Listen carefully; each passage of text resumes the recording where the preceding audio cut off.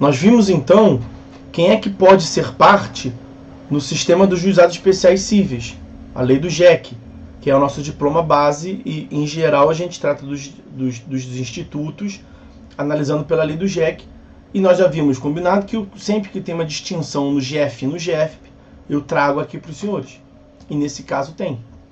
Porque no sistema do juizado especial federal e no juizado especial da Fazenda Pública, aquela restrição do caput do artigo 8º da lei do JEC, que eu vou me permitir pegar aqui de novo com os senhores. Então eu vou pegar só o caput do artigo 8º da lei do JEC. Ele trata de algumas pessoas que não podem ser partes, nem como demandante, nem como demandado. Está aparecendo aí para vocês. Então o preso, o incapaz, a massa falida, o insolvente civil, além das pessoas jurídicas de direito público. Nós vimos que com a edição da lei do GEF e do GFP, em 2001 e 2009, essa parte do artigo 8º ela perdeu até um pouco de sentido. É claro que ela não pode atuar no JEC, porque tem um sistema próprio para elas. Mas as outras restrições, voltando às pessoas jurídicas de direito público, a pessoa jurídica de direito público não pode atuar no JEC, porque tem o GF e o GFP para ela. Então a União, ela vai atuar no GF, e não no JEC nem no GFP. O Estado vai atuar no GFP, Juizado Especial da Fazenda Pública, nem no JEC nem no GF. Tá? O fato de estar ali no artigo 8º do JEC, naturalmente não é uma proibição para que seja parte no sistema dos juizados como um todo, em todos eles. Então, cada uma dos entes públicos atua nos seus juizados específicos. E no GF e no GFP, quanto aos demais sujeitos excluídos, o preso, o incapaz, a massa falida e o insolvente civil, essa restrição não se aplica no GF e no GFP. Essa é a primeira informação importante. O artigo 8º, que trata das pessoas excluídas do sistema dos juizados, é exclusivamente para o JEC. Por que você não pode excluir? Vamos tratar, para simplificar, o preso. É um exemplo, mas serve para todos. Por que o preso, que não pode ser parte no sistema do juizado, por conta da informalidade e da simplicidade, por que ele pode ser parte no sistema do GEF? Você não aplica no GEF, o Juizado Especial Federal, também essa lógica de informalidade, de simplicidade? Por que ele não pode em um, pode em outro? Porque a resposta no GEF, ela não passa por essa questão dos critérios orientadores. Em princípio, você até aplicaria essa restrição. Mas a questão aqui, vamos voltar ao que nós vimos lá na competência. É a competência absoluta. A lei do GEF previu que aonde tiver instaurado vara, uma unidade judiciária do Juizado Especial Federal, a sua observância é obrigatória, chamada competência absoluta. Na lei do GEF, Lei 10.259 de 2001, essa previsão se encontra no artigo 3º, parágrafo 3º. Então, artigo 3º, parágrafo 3º da lei do GEF, para fins de recordação, nós já tínhamos visto isso. No foro onde estiver instalada a vara do Juizado Especial Federal, GEF, a sua competência é absoluta. O que significa dizer competência absoluta? É de observância obrigatória. Ou seja, a parte não tem opção em demandar ou no GEF ou na vara federal. Ela não pode optar. As causas de até 60 salários mínimos são de competência absoluta do Juizado Especial Federal. A parte não pode demandar na vara federal. Ou seja, acaba que a vara federal, aonde tem instaurado a unidade judiciária do GEF, a vara federal é para acima de 60 salários mínimos. Porque até 60 salários mínimos, estando na competência do Juizado Especial Federal, a sua observância é obrigatória. Ele é de competência absoluta. Agora pensa no preso. O preso ele não pode optar entre o GEF e a vara federal. Ele não pode ir para a vara federal, demandas de até 60 salários mínimos. Se ele não pode ir para a vara federal, porque tem unidade do GEF instaurada, ele só pode demandar no GEF.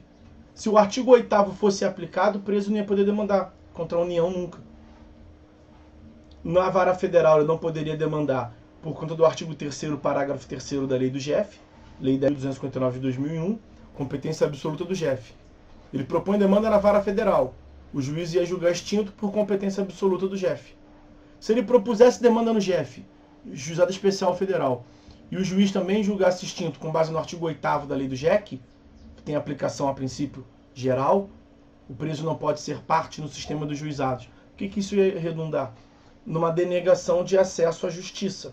Então, por conta da competência absoluta, prevista no artigo 3º, parágrafo 3º, essas restrições do artigo 8º da lei do GEC, que está logo em cima ali no chat para vocês, não se aplicam.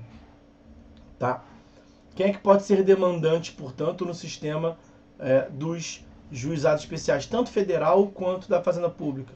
Pessoa natural ou pessoa jurídica, pessoa natural, pessoa jurídica, ME e EPP, sem as restrições do artigo 8º da lei do GEC.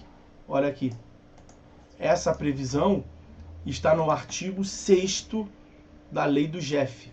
Deixa eu só ajustar aqui para os senhores, porque às vezes ele vem deformado. Lá da página do Planalto, ó. Artigo 6º da lei do GEF. Podem ser partes no juizado especial federal civil. Veja que ele não faz restrição nenhuma de quem está excluído, por essa incompatibilidade que eu mencionei ainda há pouco, por conta da competência absoluta. Quem é que pode ser parte? Inciso 1º. Como autores, as pessoas físicas e as microempresas e empresas de pequeno porte, assim definida na lei 9.317. Então, a pessoa jurídica tradicional não pode ser parte no sistema do juizado. Aí ela pode propor demanda na vara federal. Ok? E inciso 2º, como demandada, como réis, a União, as autarquias, as fundações e as empresas públicas federais. Né? Então, a administração direta da União. Ok? Administração direta e indireta. A União, próprio ente público, suas autarquias, fundações e empresas públicas. Previsão semelhante, os senhores vão encontrar no artigo 5º da lei do GEFP. Artigo 5º da lei do GEFP, que é a lei 12.153 de 2009. Só fazer uma pequena correção aqui. Correção não, um ajuste, né? Está errado, está feio. Artigo 5º da lei do GEFP. Podem ser partes no juizado especial da Fazenda Pública, GEFP, como autor, pessoa física, microempresa, empresa de pequeno porte, definido na Lei Complementar 123 de 2006. A lei do GEF, ela está desatualizada, né, vamos assim dizer. Na verdade, em 2001, quando veio a lei do GEF, não tinha essa Lei Complementar 123 de 2006. Né? Na lei do GEC, o legislador atualizou, ele mudou a redação. Na lei do GEF, lá atrás, está a lei 9.317. Mas você aplica a Lei Complementar 123 de 2006. Isso aqui é uma questão tributária, né? Aqui é uma questão de direito tributário. E como réis, o ente público, o Estado, o Distrito Federal e os municípios, territórios e municípios, bem como, igual, autarquia, fundação e empresa pública a eles vinculados. Então esse é o sistema das partes, tanto demandante como demandado, no sistema dos juizados especiais federais e da Fazenda Pública.